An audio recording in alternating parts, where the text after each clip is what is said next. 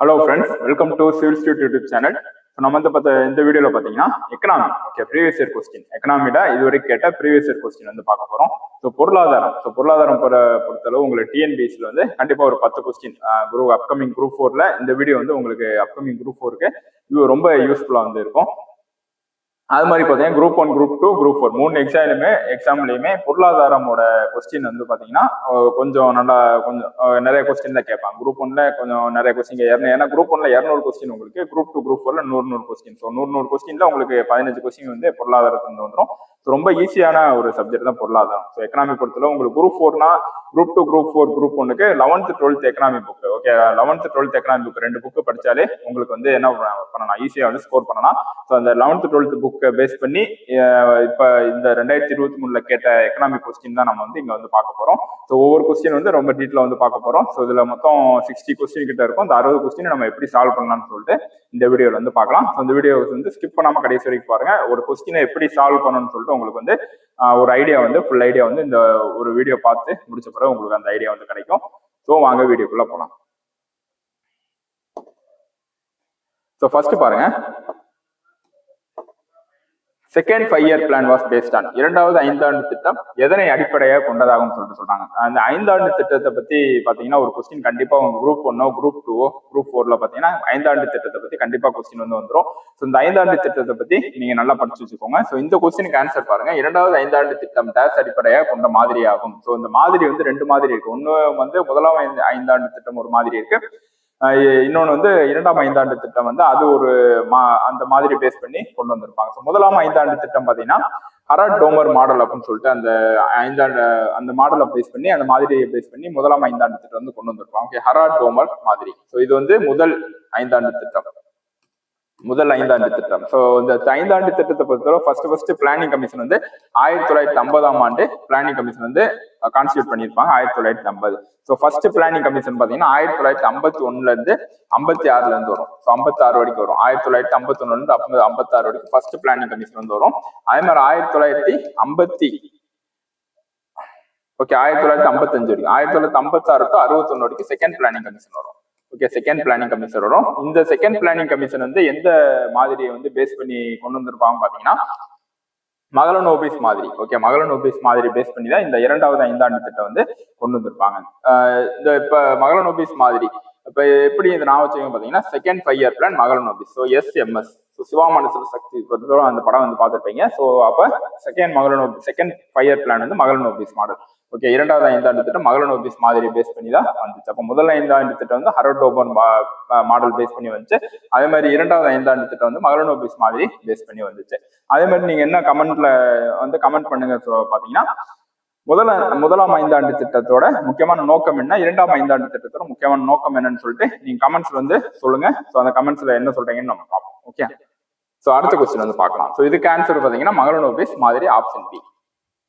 So second question பாருங்க, டேஸ் தமிழ்நாடு திட்டக்குழுவின் தலைவர் ஆவார் சொல்லிட்டு சொல்றாங்க. ஓகே, தமிழ்நாடு திட்டக்குழு தலைவர் யாருன்னு பாத்தீங்கன்னா இப்ப சென்ட்ரல்ல பிளானிங் கமிஷனோட தலைவர் யாரா இருப்பாங்க, ஸோ பிரைம் மினிஸ்டர். ஓகே, அதே மாதிரி தமிழ்நாட்டு திட்டக்குழுவின் தலைவர் யாருன்னு பாத்தீங்கன்னா முதலமைச்சர். அங்க பிரைம் மினிஸ்டர், அங்க பிரதம மந்திரினா இங்க முதலமைச்சர். ஓகே, இந்த Tamil Nadu state commission planning commission பாத்தீங்கன்னா தமிழ்நாடு திட்டக்குழு பாத்தீங்கன்னா 1971ல கருணாநிதி பீரியட்ல வந்து வந்திருக்கும். ஓகே, கருணாநிதி பீரியட்ல வந்து வந்திருக்கும். 1971ல தமிழ்நாடு திட்டக்குழு அந்த திட்டக்குழு வந்து கொண்டு வந்திருப்பாங்க. அந்த கமிஷன் வந்து கருணாநிதி 1971ல கொண்டு வந்திருப்பாங்க. ஸோ அதோட தலைவர் யாருன்னு பார்த்தா கருணாநிதி தான் இருப்பாரு, சீஃப் மினிஸ்டர். அப்போ முதலமைச்சர் வந்து கருணாநிதி தான் இருப்பாரு. ஸோ அதை வந்து பார்த்துக்கோங்க.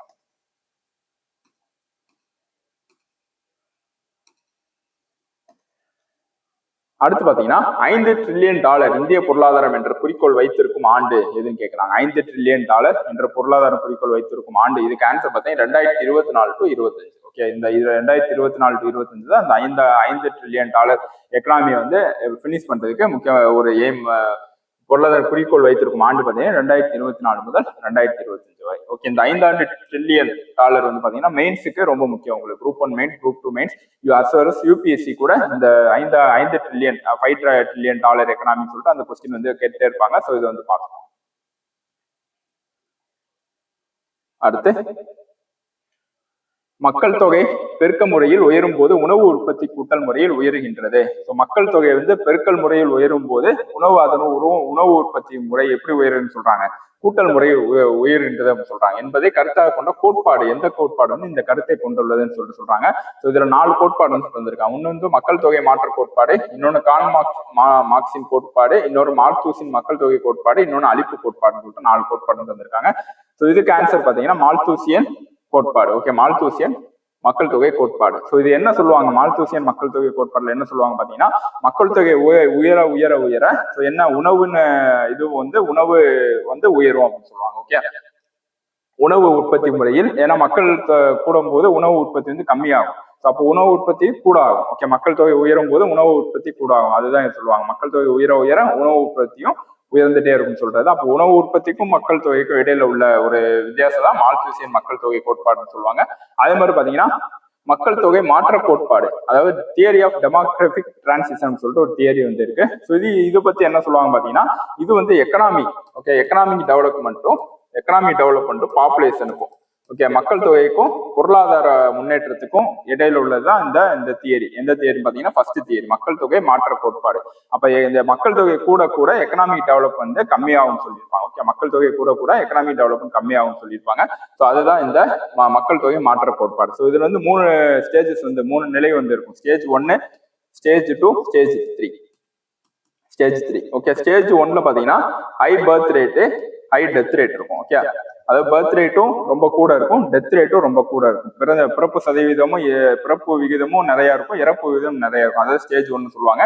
செகண்ட் ஸ்டேஜ்ல பிறப்பு விகிதம் அதிகமா இருக்கும், இறப்பு விகிதம் கம்மியா இருக்கும். Okay, second stage. ஸோ இதுல வந்து பிறப்பு விகிதம் அதிகமா இருக்கும், இறப்பு விகிதம் கம்மியா இருக்கும். ஸோ தேர்ட் ஸ்டேஜ்ல பிறப்பு விகிதமும் கம்மியா இருக்கும், இறப்பு விகிதம் கம்மியா இருக்கும். ஓகே, இறப்பு விகிதமும் கம்மியா இருக்கும். ஸோ இதுதான் 3 ஸ்டேஜ் தியரி ஆஃப் டெமோகிராபிக் டிரான்சிஷன்ல 3 ஸ்டேஜ் இருக்கும். Stage 1, stage 2, stage 3. இது வந்து எக்கனாமிக் டெவலப்மெண்ட்டுக்கும் பாப்புலேஷனுக்கு உள்ள இடையில உள்ள அந்த கருத்தை வந்து சொல்றதுதான் தியரி ஆஃப் டெமோகிராபிக் டிரான்சிஷன். அதே மாதிரி மால்தூசியன் தியரி வந்து பாத்தீங்கன்னா மக்கள் தொகைக்கும் உணவு உற்பத்திக்கும் உள்ள ஒற்றுமையை சொல்றதுதான் இந்த மால்தூசியன் தியரி, மால்தூசியன் மக்கள் தொகை கோட்பாடு. ஸோ 2 கோட்பாடும் முக்கியம். தியரி ஆஃப் டெமோகிராபிக் டிரான்சிஷன் முக்கியம், மால்தூசியன் தியரி உங்களுக்கு வந்து முக்கியம். ஓகே, அடுத்து பாத்தீங்கன்னா இந்தியாவில் சரக்கு மற்றும் சேவை வரி சட்டம் எப்போது நடைமுறைக்கு வந்தது சொல்றாங்க. ஓகே, இந்த ஜிஎஸ்டியும் நித்தி ஆயோக், ஜிஎஸ்டியும் நித்தி ஆயோக் ரெண்டுமே உங்களுக்கு அடிக்கடி கேட்கிற கொஸ்டின். ஸோ ஜிஎஸ்டி பாத்தீங்கன்னா ஜனவரி 1, ஜூலை 1, 2017. ஸோ ஜூலை 1, 2017ஆம் ஆண்டு ஜிஎஸ்டி வந்து நடைமுறைக்கு வந்திருக்கும். இந்த நித்தி ஆயோக் வந்து பாத்தீங்கன்னா ஜனவரி 1, 2015 வந்து நடைமுறைக்கு வந்து வந்திருக்கும். ஓகே, ஜனவரி 1, 2015 வந்து நித்தி ஆயோக் நடைமுறைக்கு வந்திருக்கும். அதே மாதிரி ஜூலை 1, 2017 வந்து ஜிஎஸ்டி வந்து நடைமுறைக்கு வந்திருக்கும். ஓகே, இந்த ஜிஎஸ்டி குட்ஸ் அண்ட் சர்வீஸ் டாக்ஸ்ன்றது டைரக்ட் டாக்ஸா இன்டைரக்ட் டாக்ஸா சொல்லிட்டு நீங்க வந்து கமெண்ட்ல பண்ணுங்க. ஓகே, ஸோ நேர்முக வரியா மறைமுக வரியா? ஸோ அப்ப ஜிஎஸ்டின்றது இன்டைரக்ட் டாக்ஸா டைரக்ட் டாக்ஸா சொல்லிட்டு கமெண்ட்ல வந்து நீங்க சொல்லுங்க. அடுத்து வந்து பார்ப்போம். இந்திய அரசானது ரயில்வே நிதி நிலை அறிக்கையை மத்திய நிலை அறிக்கையுடன் இணைத்து செயல்படுத்த துவங்கிய நிதி ஆண்டு எதுன்னு கேட்கலாம். ஓகே, துவங்கிய நிதி ஆண்டு. ஸோ என்னன்னு பாத்தீங்கன்னா 2017ஆம் ஆண்டு என்ன நடக்கும் பாத்தீங்கன்னா, ஸோ அதுக்கு முன்னாடி 1924ஆம் ஆண்டு ரயில்வே பட்ஜெட்டை வந்து தனியா வந்து தாக்கல் பண்ணியிருப்பாங்க. ரயில்வே பட்ஜெட்டை ஆங்கிலேயர் காலம் இருக்க போது ரயில்வே பட்ஜெட்டை 1924ஆம் ஆண்டு ஃபர்ஸ்ட் வந்து தனியே தாக்கல் பண்ணியிருப்பாங்க. அதுக்கடுத்து பாத்தீங்கன்னா 2017ஆம் ஆண்டு, ஓகே, அதுக்கடுத்து நிறைய ஸ்டெப்ஸ் எடுத்திருப்பாங்க ரயில்வே பட்ஜெட்டையும் பொது பட்ஜெட்டையும் இணைக்கிறதுக்கு. ஆனா அது வந்து முடியாது. ஓகே, ஸோ இப்போ என்ன பண்ணுவாங்க, 2017ல பாத்தீங்கன்னா இந்த ரயில்வே பட்ஜெட்டையும் பொதுநிலை அறிக்கையும் என்ன பண்ணுவாங்கன்னா மெர்ஜ் பண்ணி ரெண்டையுமே ஒன்னா இணைத்து வெளியிடுவாங்க 2017 to 2018 அந்த இயர்ல. ஓகே, ஸோ இதை ரெக்கமெண்ட் பண்ண கமிட்டி யாரும் பார்த்தீங்கன்னா விவேக் தேபராய் கமிட்டி அப்படின்னு சொல்லுவாங்க. ஓகே, விவேக் தேபராய் கமிட்டி தான் இந்த ரயில்வே பட்ஜெட்டையும் நீங்க அந்த பொது பட்ஜெட்டையும் இணைத்து வந்து வெளியிடுங்கன்னு சொல்றதா அந்த விவேக் தேபராய் கமிட்டி. எந்த இயர் பார்த்தீங்கன்னா 2017 to 2018. ஓகே, ஸோ அப்ப இந்திய அரசானது ரயில்வே பட்ஜெட்டை பொது பட்ஜெட்டை இணைத்த ஆண்டு எதுன்னு பாத்தீங்கன்னா 2017 to 2018. இதுதான் ஆன்சர், ஆப்ஷன் சி. அடுத்து பாத்தீங்கன்னா எந்த ஆண்டு 15வது நிதி குழு ஏற்படுத்தப்பட்டதுன்னு சொல்றாங்க. 15th ஃபினான்ஸ் கமிஷன் வந்து எந்த வருஷம் வந்து வரப்போகுது அப்படின்னு சொல்றாங்க. ஸோ இந்த 15th ஃபினான்ஸ் கமிஷனும் 16th ஃபினான்ஸ் கமிஷனும் ரொம்ப முக்கியமானது. ஓகே, இந்த 15th ஃபினான்ஸ் கமிஷன்றது 2017. ஓகே, 15th ஃபினான்ஸ் கமிஷன்றது 17ஆம் ஆண்டு ஏற்படுத்தப்பட்டது. ஓகே, 2017ஆம் ஆண்டு ஏற்படுத்தப்பட்டது. ஆனா அந்த பினான்ஸ் கமிஷனோட ரெக்கமெண்டேஷன் வந்து எந்த வருஷம் வந்து இருக்கும்னு பாத்தீங்கன்னா 2020ல இருந்து 2025 வரைக்கும் இருக்கும். ஓகே, 2025 வரைக்கும் இருக்கும். இது 15th finance commission. Okay, 15th finance commission.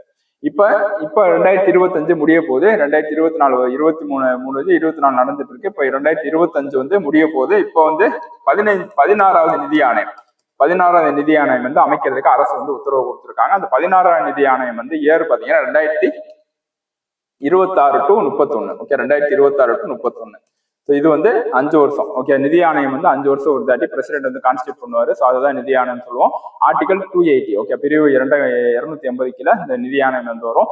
அந்த 16th பினான்ஸ் கமிஷன் வந்து 2026 முதல் 2031 கான்ஸ்டியூட் பண்ண போறான்னு சொல்லிட்டு நியூஸ்ல வந்து வந்திருக்கு. இந்த 16th பினான்ஸ் கமிஷனோட தலைவர் யார், 16வது நிதி ஆணையத்தின் தலைவர் யாருன்னு சொல்லிட்டு நீங்க வந்து கமெண்ட்ல பண்ணுங்க. ஸோ கமெண்ட்ல சொல்லுங்க பார்ப்போம். ஓகே, 2020 to 25 தான் இந்த 15th பினான்ஸ் கமிஷன். ஆனா நடைமுறை ஏற்படுத்தப்பட்டது 2017. அவங்களோட ரெக்கமெண்டேஷன் வந்து 3 வருஷம் கழிச்சு 2020ல இருந்து 5 வருஷம் 2025 வரைக்கும் 15வது நிதி ஆணையம் வந்து செயல்படப்படும் அப்படின்னு சொல்லிட்டு சொல்றாங்க. அப்ப இந்த 16வது நிதி ஆணையத்தின் தலைவர் வந்து நீங்க கமெண்ட்ல சொல்லுங்க. ஸோ இதுக்கு ஆன்சர் வந்து ஆப்ஷன் பி. அடுத்து ஜிஎஸ்டியின் உள்ளடக்கம் என்பது அப்படின்னு சொல்ல காம்பனன்ட்ஸ் ஆஃப் ஜிஎஸ்டி. ஸோ ஜிஎஸ்டின்றது ஜூலை 1, 2017 அப்ப நடைமுறைக்கு வந்ததுன்னு பார்த்தோம். ஜிஎஸ்டி அப்படின்னா குட்ஸ் அண்ட் சர்வீஸ் டேக்ஸ்னு அர்த்தம். இந்த ஜிஎஸ்டி வந்து 3 வகைப்படும். ஒன்னு சிஜிஎஸ்டி, இன்னொன்னு எஸ்டிஎஸ்டி, இன்னொன்னு ஐஜிஎஸ்டி. Okay, IGST. ஸோ சிஜிஎஸ்டின்றது சென்ட்ரல் ஜிஎஸ்டி, ஸ்டேட் ஜிஎஸ்டி, அதே மாதிரி integrated GST. Okay, integrated GST இது வந்து சென்ட்ரல் கவர்மெண்ட் எப்ப லெவி பண்ணுவாங்க, சென்ட்ரல் கவர்மெண்ட் எப்ப லெவி பண்ணுவாங்கன்னா ஸ்டேட் வித்தின் ஸ்டேட். ஓகே, மாநிலத்துக்குள்ளே ஏதாச்சும் நடக்குது அப்படின்னா அதுக்கு வந்து வரி ஏற்படுறதுதான் சென்ட்ரல் கவர்மெண்ட் வரி ஏற்படுறது சென்ட்ரல் ஜிஎஸ்டி. ஸ்டேட் ஜிஎஸ்டி எதுனா வித்தின் ஸ்டேட்ல நடக்கிறப்ப ஸ்டேட் லெவி பண்றதுதான் ஸ்டேட் ஜிஎஸ்டி. இன்டகிரேட்டட் ஜிஎஸ்டினா ஒரு ஸ்டேட் விட்டு ஒரு ஸ்டேட் வந்து சரக்கு வந்து போகுது, அதுக்கு வந்து வரி இது பண்றதா இன்டகிரேட்டட் ஜிஎஸ்டின்னு சொல்லிட்டு சொல்றாங்க. அப்ப சிஜிஎஸ்டி, எஸ்டிஎஸ்டி, ஐஜிஎஸ்டின்னு சொல்லிட்டு 3 வகைப்படும் ஜிஎஸ்டி. ஓகே, ஸோ அப்ப ஜிஎஸ்டியின் உள்ளடக்கம் என்பது 3 வகைப்படும். ஸோ அப்ப ஆப்ஷன் ஏ தான் இதுக்கு வந்து ஆன்சர். அடுத்து மேட்ச் தி ஃபாலோயிங். ஓகே, மக்கள் தொகை பெரும் பிரிவினை ஆண்டு, மக்கள் தொகை சிறுபிளவு ஆண்டு, மக்கள் தொகை வெடிப்பு ஆண்டு, மக்கள் தொகை மாறுதல். ஸோ 4 வந்து கொடுத்துருக்காங்க. இந்த மக்கள் தொகை பெரும் பிரிவினை ஆண்டு பாத்தீங்கன்னா 1921. ஓகே, 1921. மக்கள் தொகை சிறுபிளவு ஆண்டு பாத்தீங்கன்னா 1951. மக்கள் தொகை வெடிப்பு ஆண்டு பாத்தீங்கன்னா 1961. மக்கள் தொகை மாறுதல் பாத்தீங்கன்னா 2011. ஓகே, 2011. அப்ப இதுக்கு ஆன்சர் என்ன வரும்? 4321. Okay, 4321 option D. இதுக்கு வந்து ஆப்ஷன் டி. இந்த ஆண்டு 4 ஆண்டு அடிக்கடி கேட்பாங்க. ஸோ இது வந்து பாத்துக்கோங்க. ஓகே, பெரும்புலவு ஆண்டு, சிறுபுலவு ஆண்டு, மக்கள் தொகை வெடிப்பு ஆண்டு, மக்கள் தொகை மாறுதல். ஓகே, இப்ப 4 ஆண்டும் அடிக்கடி எக்ஸாம் வந்து கேட்பாங்க. அடுத்த கொஸ்டின் பாருங்க. MGNREGA திட்டத்தின் கிராமப்புறங்களில் உள்ள ஒவ்வொரு குடும்பத்திற்கும் ஒரு நிதியாண்டிற்கு டேஷ் நாட்கள் வேலையளிப்பு குடும்பத்தில் குறைந்தபட்சம் டேஷ் உறுப்பினர்களுக்கு உத்தரவாதம் அளிக்கப்படுதுன்னு சொல்லிட்டு சொல்றாங்க. MGNREGA Mahatma Gandhi national rural employment guarantee act வந்து 2005ல வந்து வந்துச்சு. 2005 ஆக்ட் படி 2006ல வந்து நடைமுறைக்கு வந்து வந்ததுதான் இந்த MGNREGA ஸ்கீம். ஓகே, இந்த MGNREGA ஸ்கீம் கீழே என்ன பண்ணுவாங்க அப்படின்னா ரூரல் ஏரியால 100 நாட்கள் வேலை திட்டம் கேள்விப்பட்டிருப்பேன். இது வந்து நியூஸ்ல வந்து நிறைய வந்துட்டு இருக்கு. இந்த 100 நாட்கள் வேலை திட்டத்துல ஒரு உறுப்பினர். ஓகே, 100 நாட்கள் வேலை திட்டத்துல ஒரு உறுப்பினர். அதான் அந்த ஒரு உறுப்பினர் எங்க இருக்கணும் பார்த்தீங்கன்னா லோக்கலா இருக்கணும். ஓகே, அந்த கிராம உறுப்பினர் இருக்கும் அந்த ஒரு உறுப்பினர். அப்ப வீட்டுக்கு ஒரு ஆளு 100 நாள் திட்டம் வந்து வீட்டுக்கு ஒரு ஆளு. அந்த வீட்டுக்கு ஒரு ஆளு எப்படி இருக்கணும் பாத்தீங்கன்னா இந்த லோக்கல் கிராமத்துல வில்லேஜ்ல வந்து மெம்பரா இருக்கும்னு சொல்லிட்டு பஞ்சாயத்துல மெம்பரா இருக்குன்னு சொல்லிட்டு சொல்றாங்க. ஸோ அதுதான் அந்த 100 நாட்கள் ஒரு உறுப்பினர். அப்ப MGNREGA திட்டம் வந்து 2006ஆம் ஆண்டு வந்து நடைமுறைக்கு வந்தது. 2005 திட்டம். ஓகே, 2005 திட்டம் 2006ஆம் ஆண்டு நடைமுறைக்கு வந்தது. 100 நாட்கள் ஒரு உறுப்பினர். அப்ப ஆப்ஷன் டி. அடுத்து 7வது 5ஆண்டு திட்டத்தில் எதில் சிறப்பு கவனம் செலுத்தப்பட்டதுன்னு சொல்லிட்டு சொல்றாங்க. 7th 5-year plan. 5-year plan NITI Aayog. Okay, 5-year plan NITI Aayog கண்டிப்பா ஒரு கொஸ்டின் வந்து வந்துடும். ஸோ அதனால இது வந்து பாத்துக்கோங்க. Planning commission 5-year plan, planning commission, NITI Aayog. So 3ல இருந்து கண்டிப்பா ஒரு கொஸ்டின் வந்து வந்துடும். ஸோ 7வது 5ஆண்டு திட்டத்தில் எதில் சிறப்பு கவனம் செலுத்தப்பட்டது பாத்தீங்கன்னா உணவு, வேலை மற்றும் உற்பத்தி திறன். Okay, food work and productivity அப்படின்னு சொல்லக்கூடிய ஆப்ஷன் பி, உணவு, வேலை மற்றும் உற்பத்தி திறன். இது மூணுலதான் என்னது 7வது 5ஆண்டு திட்டம் வந்து கவனம் செலுத்தப்பட்டதுன்னு சொல்லிட்டு சொல்றாங்க. ஓகே, இந்த 7வது 5ஆண்டு திட்டத்தின் வருஷம், ஓகே, வருடம் வந்து நீங்க கமெண்ட்ஸ்ல வந்து சொல்லுங்க. பார்ப்போம். அடுத்து மத்திய அரசின் வரி வருவாய் இதில் அடங்கும் சொல்றாங்க. மத்திய அரசு மத்திய அரசு சென்ட்ரல் கவர்மெண்ட் வந்து வரி வந்து விதிப்பாங்க. அந்த வரியின் மூலம் வரும் வருவாய் வந்து இதில் அடங்கும்னு சொல்றாங்க. எதுன்னு பார்த்தீங்கன்னா தனிநபர் வருமான வரி, நிறுவனங்களில் வருவாய் மீதான வரிகள், சரக்கு வரிகள் அல்லது பொருட்கள் மற்றும் சேவைகள் மீதான வரிகள். ஸோ இது மூணுமே ஒரு ஆன்சர். மூணுமே மத்திய அரசின் வருவாய். ஸோ மத்திய அரசுக்கு வருவாய் வருவது மூணுமே. மத்திய அரசுக்கு வருவாய் வருவது மூணு மூலமா வரும். ஒன்னு தனிநபர் வருமான வரி, income tax, personal income tax சொல்லுவோம். அதே மாதிரி நிறுவனங்கள் வருவாய் மீதான வரி, கார்பரேட் டாக்ஸ் சொல்லுவோம். நிறுவனங்களின் வரி மீதான வரி, சரக்கு வரிகள் அல்லது பொருட்கள் மற்றும் சேவைகள் மீதான வரிகள், GST, goods and service tax. மூணு மூலமாவும் சென்ட்ரல் கவர்மெண்ட்டுக்கு என்ன வரும், வரி வந்து வரும் அப்படின்னு சொல்றாங்க. வருவாய் வந்து வரும். ஸோ அப்ப ஆப்ஷன் டி 1, 2, 3. அடுத்து கூற்று. இந்தியாவில் மறைமுக வேலையின்மை நிலவுகிறது சொல்றாங்க. மறைமுக வேலையின்மை அப்படின்னா என்னன்னு பாத்தீங்கன்னா அக்ரிகல்ச்சர் வேளாண்மையில நிலவுறதா அந்த மறைமுக வேளாண்மை அப்படின்னு சொல்றாங்க. சப்போஸ் இப்ப 4 பேர் ஒர்க் பண்ணிட்டு இருக்காங்க அப்படின்னா 5வது ஆளு ஒரு ஆள் வராது. 5வது ஆளு ஒரு ஆள் வராது அப்படின்னா அந்த 5வது ஆளு ஏதாவது வேலை பார்த்தாருன்னா அந்த ஆளு மூலமா அந்த இன்கம் எதுவுமே வராது அவங்களுக்கு. அது 4 ஆள் வேலை பார்க்குற இதுதான் 5வது ஆள் வரப்போது இருக்கும். ஸோ அப்போ 5வது ஆள் வரப்போது இன்கம் வந்து 0 வரும். ஸோ இதுதான் டிஸ்கைஸ்ட் அன்எம்ப்ளாய்மெண்ட் சொல்றாங்க, மறைமுக வேலையின்மைன்னு சொல்றாங்க. அவர் மறைமுகமா வராது, ஆனா அவரால் எதுவுமே யூஸ் இல்லை. ஸோ அதுதான் மறைமுக வேலையின்மை. ஸோ காரணம் பார்த்தீங்கன்னா தொழிலாளரின் இறுதி நிலை உற்பத்தி திறன் 0 ஆகும். நான் சொன்னதுதான்.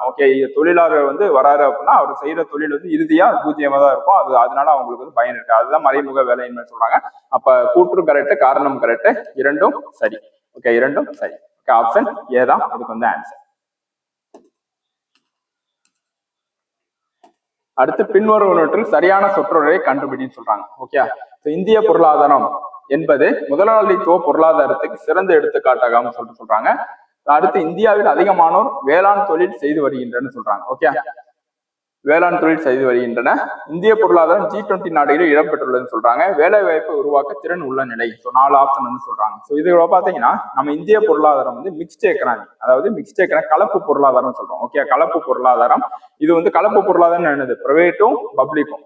Private as well as public 2 பேருமே இந்த பொருளாதாரத்துல வந்து ஈடுபாடா இருப்பாங்க. ஸோ அதுதான் கலப்பு பொருளாதாரம் சொல்றோம். ஸோ அப்ப இந்திய பொருளாதாரம் முதலாளித்துவ பொருளாதாரம் இல்லை, கலப்பு பொருளாதாரம். அப்ப ஆப்ஷன் 1 வந்து வராது இந்த இடத்துல. ஆப்ஷன் 1 வராதுன்னா 1 and 2 கரெக்டா இதாயிரும், 1 and 4 வந்து தப்பாயிரும். அப்ப 2 and 3 3 and 4 இது வந்து பார்க்கணும். அப்ப செகண்ட் ஸ்டேட்மெண்ட் என்ன பார்த்தோம், இந்தியாவில் அதிகமானோர் வேளாண் தொழில் செய்து வருகின்றன்னு சொல்றாங்க. இது கரெக்ட். ஸோ ஏன்னா இந்தியாவில் வந்து வேளாண்மை தான் முக்கியமான தொழில். வந்து 65% வேளாண்மை தான் பண்ணிட்டு இருக்கான்னு பார்த்தோம். அதே மாதிரி இந்திய பொருளாதாரம் G20 நாடு இடம்பெற்றுள்ளது, எதுவுமே கரெக்ட் தான். வேலை வாய்ப்பை உருவாக்க திறன் உள்ள நிலை அப்படின்னு சொல்றாங்க. ஏன்னா வேலை வாய்ப்பு இது வந்து ஜென்ரல் ஸ்டேட்மெண்ட் தான் உங்களுக்கு. ஜென்ரல்னா இப்ப இந்தியாவோட இது வந்து இது கிடையாது. அடிக்யூட் எம்ப்ளாய்மெண்ட் ஜென்ரேஷன் இந்தியாவில் வந்து அவ்வளவா கிடையாது. ஃபுல்லா கிடையாது, இருக்கு ஆனா ஃபுல்லா கிடையாது. இது வந்து முரண்பாடான ஸ்டேட்மெண்டா இருக்கு. அப்ப 2 and 3 தான் கரெக்ட். 4 வந்து தப்பு, 2 and 3 தான் கரெக்ட். அப்ப ஆப்ஷன் வந்து பி இருக்கு. ஸோ இந்த மாதிரி உங்களுக்கு கான்செப்டுவலா கொஸ்டின் வந்து கேட்பாங்க. நீங்க கொஞ்சம் யோசிச்சு அந்த இடத்துல யோசிச்சு போடுற மாதிரி இருக்கும். அடுத்து திட்டக்குழு என்பதற்கு மாற்றாக நித்தி ஆயோக் என்ற அமைப்பை ஏற்படுத்தப்பட்டது. இது கரெக்ட் தான். பிளானிங் கமிஷன் எப்போ வந்து 1950 வந்துச்சு. அதை மாத்திட்டு நித்தி ஆயோக்ன்றது 2015 ஜனவரி 1 வந்து கொண்டு வந்தாங்க. இது காரணம் என்ன சொல்றாங்க, நித்தி ஆயோக் இந்திய அரசின் திட்டங்களையும் கொள்கைகளும் கண்காணிக்கும் அறிவு மையம் அல்லன்னு சொல்றாங்க. எப்பயுமே ஒரு ஸ்டேட்மெண்ட் வந்து அல்ல, தவறு அந்த மாதிரி சொல்றாங்கன்னா ஒன்லி அப்படின்னு சொல்றாங்க, அல்ல ஒன்லி அப்படின்னு சொல்றாங்க. இது வந்து தப்பா இருக்கும். அப்ப இந்த இடத்துல ரீசன் வந்து அல்லன்னு சொல்லியிருக்காங்க. NITI Aayog does not serve சொல்லியிருக்காங்க. இது வந்து தப்பா, ஆட்டோமேட்டிக்கா தப்பாயிடுச்சு. அப்ப ஏ கரெக்ட், ஆறு தப்பு. அப்ப ஏ சரி, ஆனால் ஆறு தவறு. ஆப்ஷன் டி தான் இதுக்கு ஆன்சர். அடுத்து கீழ் கொடுக்கப்பட்டுள்ள நிதிக்குழு குறித்து சரியானவை எதுன்னு கேட்கறாங்க. இது பினான்ஸ் கமிஷன் குறித்து சரியானவை எதுன்னு கேட்கறாங்க. சட்டப்பூர்வமற்ற அமைப்பு ஆகும் சொல்றாங்க. பகுதிசார் சட்டப்பூர்வ அமைப்பாகும், முற்றிலும் சட்டப்பூர்வ அமைப்பாகும், மேற்கண்ட எதுவும் இல்லை. ஸோ அப்ப குவாசி ஜுடிஷியல் பாடி, பகுதிசார் சட்டப்பூர்வ அமைப்பு தான் இந்த finance commission. Finance commission article 280 article 280 சரத்து 280 கீழே பினான்ஸ் கமிஷன் கான்ஸ்டியூட் பண்ணியிருப்பாங்க. பிரசிடென்ட் தான் கான்ஸ்டியூட் பண்ணுவாரு. 5 வருஷம் ஒரு தாட்டி வந்து கான்ஸ்டியூட் பண்ணுவாரு இந்த பினான்ஸ் கமிஷன். பசுமை புரட்சியானது அதிக விளைச்சல் தரக்கூடிய வகைகளுக்கு முக்கியத்துவம் வழங்கியது. பசுமை புரட்சி ரொம்ப முக்கியமான கான்செப்ட் உங்களுக்கு பிரிலிம்ஸ் பொறுத்தளவு. இந்திய பசுமை புரட்சியின் தந்தை பாத்தீங்கன்னா நார்மன் போர்லக் அப்படின்னு சொல்லுவோம். தமிழகத்தின் பசுமை புரட்சி தந்தை பாத்தீங்கன்னா MS சுவாமிநாதன் சொல்றோம். ஓகே, அப்ப பசுமை புரட்சியில முக்கியம். அப்ப பசுமை புரட்சியானது அதிக விளைச்சல் தரக்கூடிய வகைகளுக்கு முக்கியத்துவம் வழங்கியதுன்னு சொல்றாங்க. எந்த பயிருக்குன்னு பாத்தீங்கன்னா அரிசி மற்றும் கோதுமை, மக்காச்சோளம் மற்றும் சோளம். Okay, 1 and 2. அப்போ 1 and 2க்கு மட்டும் தான் இது வந்து இந்த முக்கியத்துவம் வழங்கிச்சு. என்னன்னு பாத்தீங்கன்னா ரைஸ் அண்ட் வீட்டு, maize and Zoar. Okay, rice and வீட்டு, மெய்ஸ் அண்ட் சோவார். அடுத்து நுண்நிதி என்பது. ஓகே, மைக்ரோ பினான்ஸ் அப்படின்னா என்னன்னு கேட்கறாங்க. மைக்ரோ அப்படின்னா சின்னதுன்னு அர்த்தம். ஓகே, நுண் அப்படின்னா சின்னதுன்னு அர்த்தம். அப்ப இதுல இருந்து அந்த ஆப்ஷன் வந்து நீங்க பாருங்க, உள்நாட்டு ஏற்றுமதியாளருக்கு நிதி சேவைகளை வழங்குதல், குறைந்த வருமானம் கொண்ட பிரிவினருக்கு நிதி சேவையை வழங்குதல், உள்நாட்டு இறக்குமதியாளருக்கு நிதி சேவையை வழங்குதல், பன்னாட்டு வர்த்தகத்திற்கு நிதி சேவையை வழங்குதல். 4 ஆப்ஷன் வந்து கொடுத்துருக்காங்க. ஸோ இந்த நுண் அப்படின்னு சொல்லி நான் வச்சுக்கோங்க. இது வந்து குறைந்த நான் வச்சுக்கோங்க. ஓகே, இங்க வந்து provisional of financial service to low income group, இதுதான் ஆன்சர். ஓகே, குறைந்த வருமானம் கொண்ட பிரிவினருக்கு நிதி சேவைகள் வழங்குறதுதான் இந்த நுண்நிதி நிறுவனம், micro finance. For example Mudra. Okay, micro unit refinance development agency. So Mudra bank என்ன பண்ணுவாங்க, ஸோ சின்ன சின்ன இன்ஸ்டிடியூஷன் நிறுவனங்களுக்கு வந்து லோன் கொடுத்து அவங்க அந்த லோன் மூலமா அவங்க வந்து டெவலப் ஆவாங்க. ஸோ அந்த சிறு குறு தொழிலுக்கு வந்து லோன் கொடுக்கறதா இந்த நுண்நிதின்னு சொல்லுவாங்க. குறைந்த வருமானம் கொண்ட பிரிவினருக்கு நிதி சேவையை வழங்குதல், அதுதான் நுண்நிதி அப்படின்னு, மைக்ரோ பினான்ஸ். ஓகே, அடுத்து நிதி ஆணையத்தின் தலைவர்களை கால வரிசைப்படுத்துன்னு சொல்றாங்க. ஓகே, ஸோ இது நிதி ஆணையம் பொறுத்தளவு தலைவர்கள் முக்கியம், எப்ப கான்ஸ்டியூட் பண்ணாங்க, யாரு பண்றாங்க, ஆர்டிக்கல், ஓகே, எல்லாமே முக்கியம் உங்களுக்கு. ஸோ நிதி ஆணைய தலைவர்கள் வந்து வரிசைப்படுத்த சொல்றாங்க. YB Chavan, K Santhanam, KC Pant, Mahavir. Okay,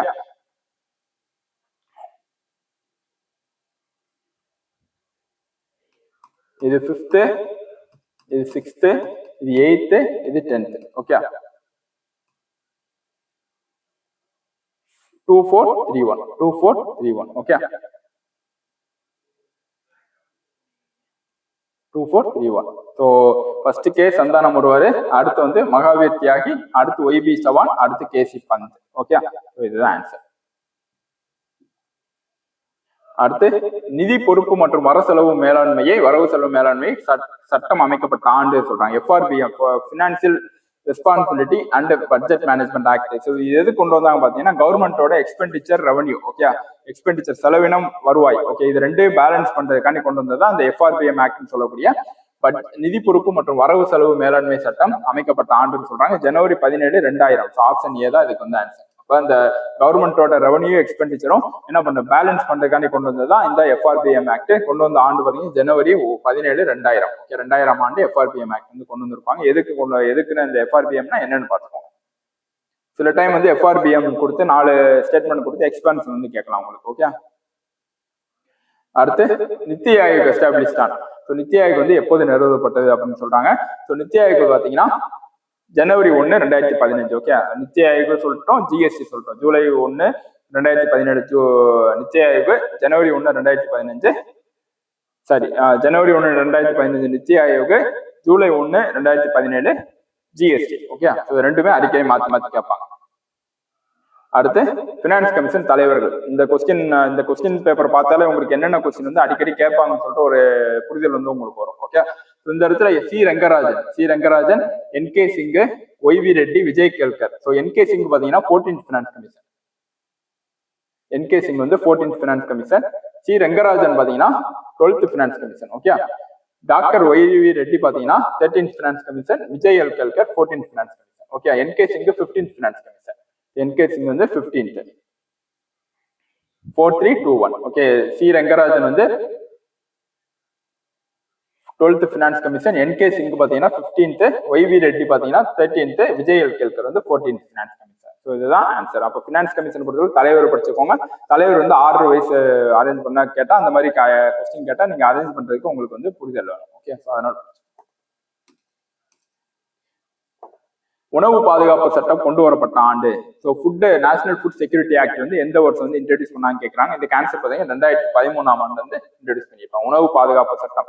so இது வந்து தமிழ்நாடு வந்து பாத்தீங்கன்னா 2016 வந்து இன்ட்ரடியூஸ் பண்ணியிருப்பாங்க. தமிழ்நாடு 2016 இன்ட்ரடியூஸ் பண்ணியிருப்பாங்க, 3 வருஷம் கழிச்சு. தமிழ்நாடு தான் கடைசி ஸ்டேட் டு இம்ப்ளிமெண்ட் இந்த national food security act. Okay, இந்த உணவு பாதுகாப்பு சட்டத்தை வந்து இம்ப்ளிமெண்ட் பண்ண கடைசி மாநிலம் வந்து பார்த்தீங்கன்னா தமிழ்நாடு 2014 வந்து இம்ப்ளிமெண்ட் பண்ணியிருப்பாங்க, 3 வருஷம் கழிச்சு. ஸோ இதுமாதிரி பார்த்துக்கோங்க. அடுத்து 1956ஆம் ஆண்டு தொழில் கொள்கை தீர்மானம் எந்த இலக்கை அடைவதற்காக அமல்படுத்தப்பட்டதுன்னு சொல்றாங்க. Okay, industrial policy resolution 1956 was adopted in order to achieve. இந்த இண்டஸ்ட்ரியல் பாலிசி பொறுத்தளவு 1956 இண்டஸ்ட்ரியல் பாலிசி முக்கியம், 1986 இண்டஸ்ட்ரியல் பாலிசி முக்கியம், 1991 இண்டஸ்ட்ரியல் பாலிசி வந்து முக்கியம். ஓகே, பொருளாதார கொள்கை வந்து தொழில் கொள்கை 1956, 81, அதுக்கடுத்து பாத்தீங்கன்னா 1991. இந்த 3மே முக்கியம் பொருளாதார கொள்கையை பொறுத்து. அந்த 1956 பொருளாதார கொள்கை வந்து பாத்தீங்கன்னா எதுக்கு அமல்படுத்தப்பட்டது? சமத்துவம். ஓகே, சோசியலிசத்தை வந்து இம்ப்ளிமெண்ட் பண்றதுக்கான அமல்படுத்தப்பட்டதா அந்த 1956 இண்டஸ்ட்ரியல் பாலிசியான தொழில் கொள்கை தீர்மானம். ஓகே, அடுத்து சி ரங்கராஜன் கமிஷன் இந்தியாவில் ஏழ்மை கோட்டுக்கான அளவீடை இவ்வாறு கொடுத்துள்ளதுன்னு சொல்றாங்க. ஓகே, சி ரங்கராஜன் இந்த கொஸ்டினை பொறுத்தளவு உங்களுக்கு இந்த மாதிரி குரூப் 1 குரூப் 2 கேட்காட்டி சி ரங்கராஜன் கமிஷன் வந்து எதுக்கு ஃபார்முலேட் பண்ணாங்கன்னு கேட்கலாம். ஓகே, சி ரங்கராஜன் கமிட்டி வந்து எதுக்கு ஃபார்முலேட் பண்ணாங்க? Poverty line. Okay, fixed poverty line, வறுமை கோட்டை வந்து ஃபிக்ஸ் பண்றதுக்காண்டி கொண்டு வந்தது இந்த சி ரங்கராஜன் கமிட்டி. இதுக்கு ஆன்சர் பார்த்தீங்கன்னா 30 கிராம் ரூபாய் 60 நகர்ப்புறம். ஓகே, அதாவது 30 ரூபா கிராமத்துல இருக்கணும் 30 ரூபாவும், நகரத்துல இருக்கணும் 60 ரூபாவும். இதை ஃபிக்ஸ் பண்ணி பாவர்ட்டி 30 கீழே சம்பாதிச்சா அவன் வந்து பாவர்ட்டி லைனுக்கு கீழே இருக்கான்னு அர்த்தம். ஓகே, வறுமை கோட்டுக்கு கீழே இருக்கான்னு அர்த்தம். அதே மாதிரி 60 அர்பன்ல, ஓகே, 60 டவுன்ல வந்து 60 கீழே சம்பாதிச்சான்னா அவன் வந்து வறுமை கோட்டுக்கு கீழே இருக்கான்னு அர்த்தம். ஸோ இதை பேஸ் பண்ணி தான் இந்த ரங்கராஜன் கமிட்டி வந்து ப்ரொபோஸ் பண்ணாங்க. 30 ரூபா ரூரலுக்கும் 60 ரூபா அர்பனுக்கும். ஓகே, அப்படின்னு சொல்லிட்டு சொல்றாங்க. அடுத்து பாருங்க, எந்த காலகட்டத்திற்கான பரிந்துரைகளை 14வது நிதிக்குழு முன்வைத்ததுன்னு சொல்றாங்க. 14th ஃபினான்ஸ் கமிஷன் வந்து எந்த காலம் வந்து கேட்கறாங்க. ஓகே, இப்ப நம்ம 15th பார்த்தோம், 16th பார்த்தோம். 15th பாத்தீங்கன்னா 2020 முதல் 2025 வரைக்கும் பார்த்தோம். ஓகே, 2025 வரைக்கும் 15th ஃபினான்ஸ் கமிஷன் பார்த்தோம்.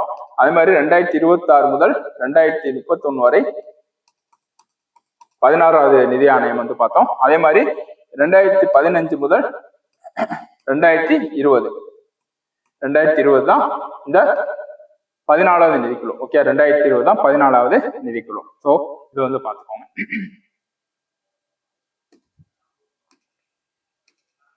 அடுத்து பின்வரும் திட்டங்களில் எது 0 முதல் 6 வயது குழந்தைகளுக்கு ஊட்டச்சத்து மற்றும் சுகாதார நிலை மேம்படுத்துவது தொடர்பானது. ஸோ இந்த கொஸ்டின் நல்லா பாத்தீங்கன்னா தமிழ்ல படிச்சு பாருங்க. குழந்தை அப்படின்னு சொல்றாங்க. ஓகே, குழந்தை அப்படின்னு சொல்றாங்க. இது 4 ஆப்ஷன் வாசிச்சு பாருங்க. ஒருங்கிணைந்த குழந்தைகள் வளர்ச்சி திட்டம், தேசிய ஊரக வேலைவாய்ப்பு திட்டம், ஊட்டச்சத்து வழங்கும் திட்டம், மகாத்மா காந்தி ஊரக வேலை திட்டம். ஓகே, ஸோ இப்ப குழந்தைகள்னு சொல்றாங்க. குழந்தைங்க வந்து வேலைக்கு அனுப்ப மாட்டாங்க. கண்டிப்பா இந்த 2 ஸ்கீம் வராது. தேசிய ஊரக வேலைவாய்ப்பு திட்டம் வராது, மகாத்மா காந்தி ஊரக வேலைவாய்ப்பு உறுதி திட்டம் வராது. ஒண்ணு ஊட்டச்சத்து வழங்கும் திட்டம் வரணும், இல்லாட்டி ஒருங்கிணைந்த குழந்தைகள் வளர்ச்சி திட்டம் வரணும். ஸோ குழந்தை ஊட்டச்சத்து மற்றும் சுகாதார நிலையை, ஊட்டச்சத்து மட்டும் பேசணும் இந்த இடத்துல, சுகாதாரம் சேர்த்து பேசிருக்கான். ஓகே, ஊட்டச்சத்து மற்றும் சுகாதாரம் சேர்த்து பேசிருக்கான். அப்ப இந்த இடத்துல ஊட்டச்சத்து வராது. ஓகே, அப்ப ஆன்சர் பார்த்தீங்கன்னா ஒருங்கிணைந்த குழந்தைகள் வளர்ச்சி திட்டம். ஏன்னா ஒருங்கிணைந்த அப்படின்னா ஊட்டச்சத்தும் உள்ள வரணும், அதே மாதிரி அவங்களோட சுகாதாரமும் உள்ள வரணும். 2 ஒருங்கிணைந்துதான் இந்த திட்டம் வந்து கொண்டு வந்தாங்க. 1975 கொண்டு வந்திருப்போம். 1975 ஒருங்கிணைந்த குழந்தைகள் வளர்ச்சி திட்டம் சொல்லக்கூடிய இன்டகிரேட்டட் சைல்ட் டெவலப்மெண்ட் ஸ்கீம் வந்து கொண்டு வந்திருப்பாங்க. ஸோ இந்த ஸ்கீமை பத்தி நல்லா பார்த்துக்கோங்க. ஓகே, அடுத்து கிராமப்புற உள்கட்டமைப்பு முன்னேற்றம் நிதி டேஷ் கீழ் உருவாக்கப்பட்டதுன்னு சொல்றாங்க. ரூரல் இன்ஃப்ராஸ்ட்ரக்சர் டெவலப்மெண்ட் ஃபண்ட் வந்து எது கீழே உருவாக்கப்பட்டது பார்த்தீங்கன்னா இந்த ரூரல் ஃபண்டுக்கு முக்கியமான பேங்க் பார்த்தீங்கன்னா நபார்டு. ஓகே, நபார்டு NABARD சொல்றோம், நபார்டு. Okay, NABARD. இது வந்து பாத்தீங்கன்னா ஒரு சட்டம். ஓகே, சட்டம் ஸ்டாச்சுட்டரி பாடி, சட்டத்தால் இயற்றப்பட்ட அமைப்பு தான் நபார்டு சொல்லுவாங்க. இது வந்து நபார்டு ஆக்ட் 1981ஆம் ஆண்டு. ஓகே, நபார்டு ஆக்ட் 1981 படி 1982ஆம் ஆண்டு ஏற்படுத்தப்பட்டதுதான் அந்த நபார்டு வங்கின்னு சொல்றாங்க. NABARD. Okay, NABARD. அடுத்து பாத்தீங்கன்னா பணவியல் கொள்கையின் முக்கிய குறிக்கோள்கள் எதுன்னு கேட்கறாங்க. Main objectives of monetary policy, பணவியல் கொள்கையின் முக்கிய குறிக்கோள்கள். ஸோ ஃபர்ஸ்ட் பரிவர்த்தனை விகிதத்தில் நிலைத்த தன்மை சொல்றாங்க. பொருளாதார வளர்ச்சின்னு சொல்றாங்க. செலுத்தும் சமநிலையில் சமனற்ற நிலைன்னு சொல்றாங்க. பணத்தின் நடுநிலை தன்மைன்னு சொல்றாங்க. ஓகே, ஸோ இது நல்லா பாருங்க. இதுல ஒரே ஒரு நெகட்டிவ் ஸ்டேட்மெண்ட் இருக்கு பாருங்க. என்னன்னு பாத்தீங்கன்னா செலுத்தும் சமநிலையில் சமனற்ற நிலையை பேணுதல் அப்படின்னு சொல்றேன். சமனற்ற, இந்த மாதிரி சமனற்ற அல்ல அந்த மாதிரி ஸ்டேட்மெண்ட் வந்தாலே இந்த ஸ்டேட்மெண்ட் ஃபுல்லா தப்பாயிரும். அப்ப தேர்ட் ஸ்டேட்மெண்ட் வந்து தப்பு இந்த இடத்துல.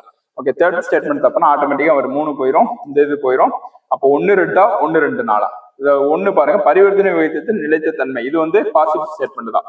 அதே மாதிரி பொருளாதார வளர்ச்சி பாசிட்டிவ் ஸ்டேட்மெண்ட், பணத்தின் நடுநிலைத்தன்மை பாசிட்டிவ் ஸ்டேட்மெண்ட். அப்போ 1, 2, 4 தான் இந்த இடத்துல answer. Okay, main objective monetary policy பொறுத்தளவு பணவியல் கொள்கை வந்து கண்டிப்பா ஒரு கொஸ்டின் வந்து fiscal policy, monetary policy, 2 policy வந்து இருக்கும். ஸோ பிசிக்கல் பாலிசி என்னன்னு பாத்துக்கோங்க, மானிட்டரி பாலிசி என்னன்னு பாத்துக்கோங்க. ஓகே,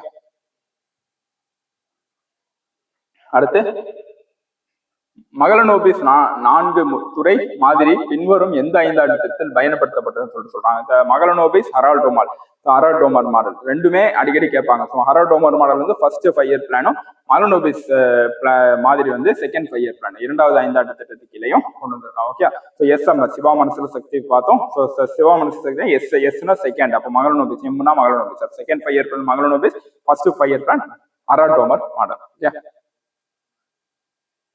அடுத்து கரிபி காட்டோ வறுமை ஒழிப்பு மற்றும் சமூக நீதியுடன் வளர்ச்சி என்பது இந்தியாவின் எந்த 5 ஆண்டு திட்டத்தின் தொடர்புடையன்னு சொல்லிட்டு கேட்கிறான். ஓகே, ஐந்தாவது 5 ஆண்டு திட்டம், 4வது, 3வது 5 ஆண்டு திட்டம், 2வது. இதுக்கு பாத்தீங்கன்னா 5வது 5 ஆண்டு திட்டம் தான் பாத்தீங்கன்னா கரிபி காட்டோ அப்படின்னு சொல்லிட்டு வறுமை ஒழிப்பு அப்படின்னு சொல்லிட்டு அந்த தீமை வந்து கொண்டு வந்திருப்பாங்க 5வது 5 ஆண்டு திட்டத்தில். அடுத்து 5வது 5 ஆண்டு திட்ட காலத்தில் கரிபி ஹாட்டோ என்ற கோஷம் அறிமுகப்படுத்தப்பட்டது, இதன் பொருளை குறிப்பிடவும். ஸோ அப்ப ப்ரீவியஸ் கொஸ்டின்ல முன்னாடி கொஸ்டின் என்ன பார்த்தாங்க பார்த்தீங்கன்னா, கரிபி ஹாட்டோ என்னன்னு கொடுத்துட்டாங்க, அந்த இடத்துல வறுமை ஒழிப்புன்னு கொடுத்துட்டாங்க பிராக்கெட்ல. முன்னாடி கொஸ்டின் பாத்தீங்கன்னா தெரியும், முன்னாடி கொஸ்டின்ல கரிபி ஹாட்டோனா வறுமை ஒழிப்பு கொடுத்துருங்க.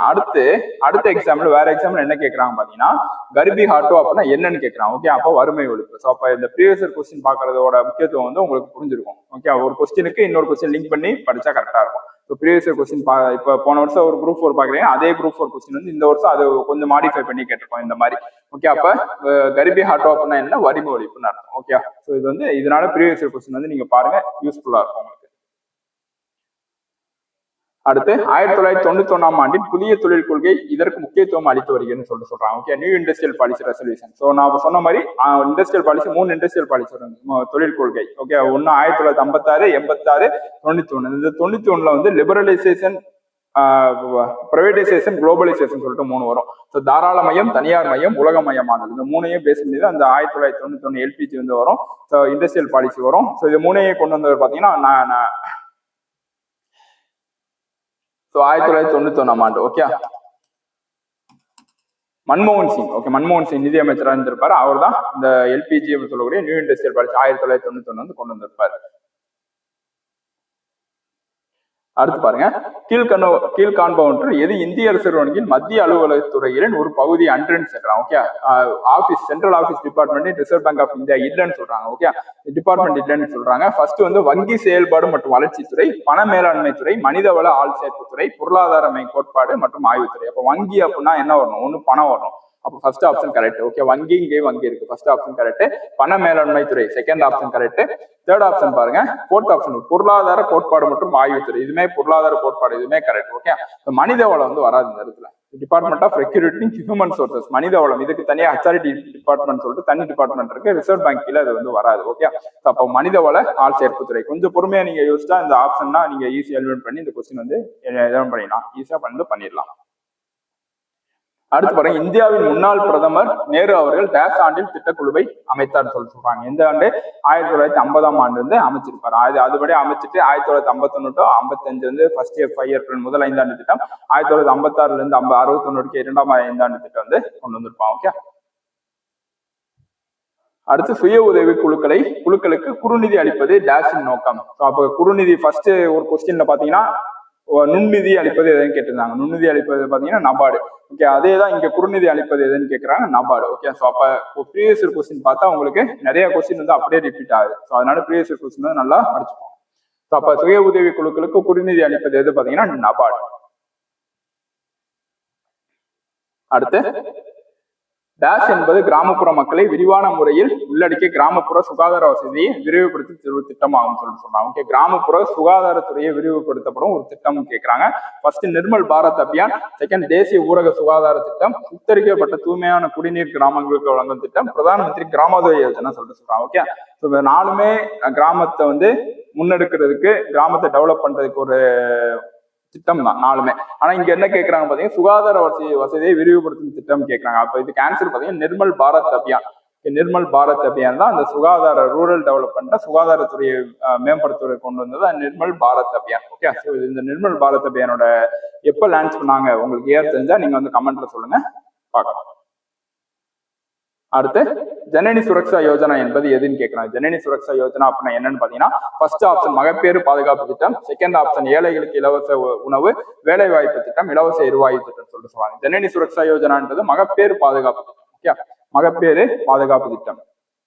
பிரெக்னண்டான லேடிஸ் இப்ப குழந்தை பிறந்துருச்சுன்னா அந்த லேடியை வந்து பராமரிக்கிறதுக்காண்டு கொண்டு வந்தது ஜனனி சுரக்ஷா யோஜனா. இந்த வேலை வாய்ப்பு திட்டம் என்று MGNREGA கீழே வரும். ஓகே, MGNREGA சொல்லலாம். இந்த இலவச எரிவாயு திட்டம் வந்து Ujjwala scheme. Okay, Ujjwala scheme இது வந்து ஒரு இலவச எரிவாயு ஃப்ரீ LPG, அதாவது உமன் பிலோ பாவர்ட்டி, வறுமை கோட்டிற்கு கீழே உள்ள உமனுக்கு வந்து பாத்தீங்கன்னா பெண்களுக்கு இலவச எரிவாயு வழங்கும் திட்டம் தான் இந்த உஜ்வாலா திட்டம், இலவச எரிவாயு வழங்கும் திட்டம். மகப்பேறு பாதுகாப்பு திட்டத்தின் பெயர் வந்து ஜனனி சுரக்ஷா யோஜனா. ஸோ இதுவுமே லான்ச் பண்ண ஏர் தெரிஞ்சா நீங்க வந்து கமெண்ட்ல பண்ணுங்க. அடுத்து டேஷ் குழு இந்தியாவில் GST முன்மொழிந்தது சொல்றேன் கேட்டோம். அப்ப GST நித்தி ஆயோக் ரெண்டு பத்தி கண்டிப்பா ஒரு கொஸ்டின் வந்து வரும். ஸோ GST நித்தி ஆயோக் பத்தி நல்லா படிச்சுக்கோங்க. இதே கொஸ்டின் திருப்பி வந்து ரிப்பீட் ஆகலாம் உங்களுக்கு. எந்த குழு வந்து GST பரிந்துரைன்னு பாத்தீங்கன்னா கேல்கர் பணிக்குழு. Okay, Kelkar task force. Kelkar பணிக்குழு தான் இந்த GST வர்றதுக்கு முக்கியமா பரிந்துரைத்தது.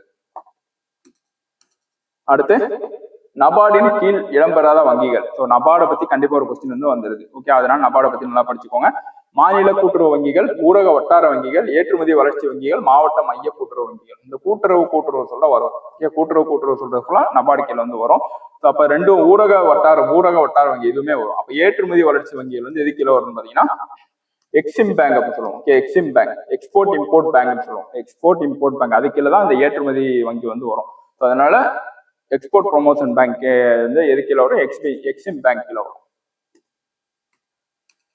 அடுத்து பணவீக்கத்தை பொறுத்தவரை பின்வருவற்றில் எது சரியானதுன்னு சொல்றாங்க. ஓகே, பணவீக்கம், இன்ஃபிளேஷன். ஸோ இன்ஃபிளேஷன் என்னது?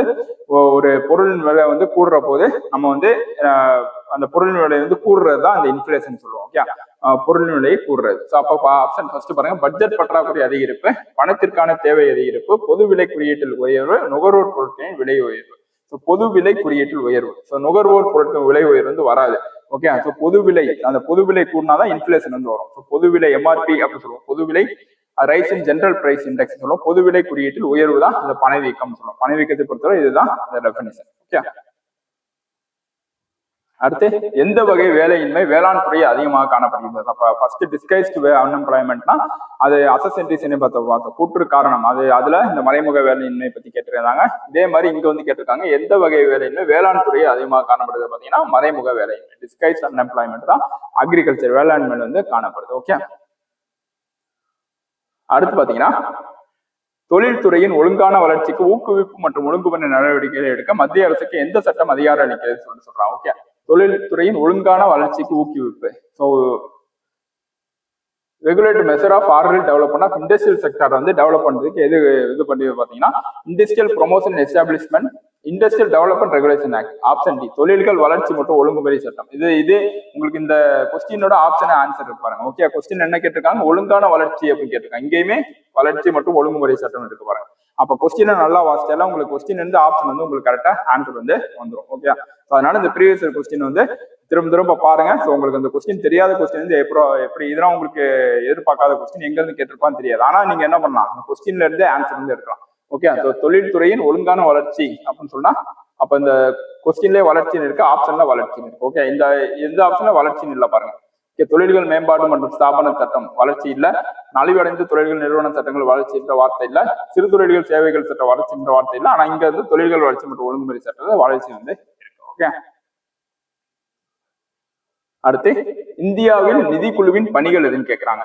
So function of finance commission, நிகர வரி வருவாயை மத்திய மற்றும் மாநில அரசுகளுக்கு இடையே பகிர்தல். ஸோ இதுவும் கரெக்ட் தான். அடுத்து மாநிலங்களுக்கான மத்திய அரசின் மானியங்கள் மற்றும் நிதி உதவிக்கான நெறிகள் பற்றி வழிகாட்டுவதுமே கரெக்ட் தான். ஓகே, அப்ப ரெண்டுமே ஃபினான்ஸ் கமிஷனோட பணிகள் தான். ஓகே, நிதி ஆணையத்தோட பணி. நிதி ஆணையம் வந்து ஆர்டிகல் 280 கீழே ஃபார்ம் பண்ணுவாங்க. ஓகே, ஆர்டிகல் 280 கீழே ஃபார்ம் பண்ணுவாங்க. இதுவுமே பார்த்துக்கலாம். யார் ஃபார்ம் பண்ணுவாங்க? 5 வருஷம் ஒரு தாட்டி பிரசிடென்ட். ஓகே, குடியரசுத் தலைவர் வந்து ஃபார்ம் பண்றது தான் இந்த ஃபினான்ஸ் கமிஷன்.